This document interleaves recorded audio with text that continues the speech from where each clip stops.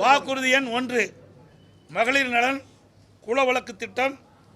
சமூகத்தில் பொருளாதார சமநிலையை உருவாக்கிட குலவிளக்கு திட்டத்தின் மூலம் அனைத்து குடும்ப அட்டைதாரர்களுக்கும் ஒவ்வொரு மாதமும் உதவித்தொகையாக ரூபாய் 2000 வழங்கப்படும்.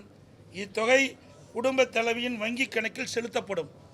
வாக்குறுதி எண் 2, ஆண்களுக்கும் மகளிருக்கும் கட்டணமில்லா பேருந்து பயண திட்டம்.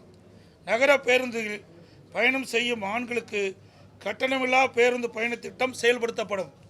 ஏற்கனவே நடைமுறையில் இருக்கும் நகர பேருந்துகளில் பயணம் செய்யும் மகளிருக்கான கட்டணமில்லா பேருந்து பயண திட்டம் தொடர்ந்து செயல்படுத்தப்படும்.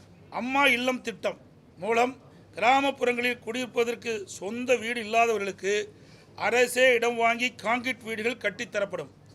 அதேபோல் நகரப்பகுதியில் சொந்த வீடு இல்லாதவர்களுக்கு அரசே இடம் வாங்கி அடுக்குமாடி வீடுகள் கட்டி அம்மா இல்லம் திட்டம் மூலம் விலையில்லாமல் வழங்கப்படும். அதை போலவே ஒரே குடும்பத்தில் வசிக்கும் பட்டியலின மக்கள் அவருடைய மகன்கள் திருமணமாகி தனி குடித்தனம் செல்கின்ற போது அரசே இடம் வாங்கி அவர்களுக்கு கான்கிரீட் வீடுகள் கட்டித்தரப்படும். அறிவிப்பு 4, 100 நாட்கள் வேலை வாய்ப்பு திட்டம் 150 நாட்களாக உயர்த்தப்படும்.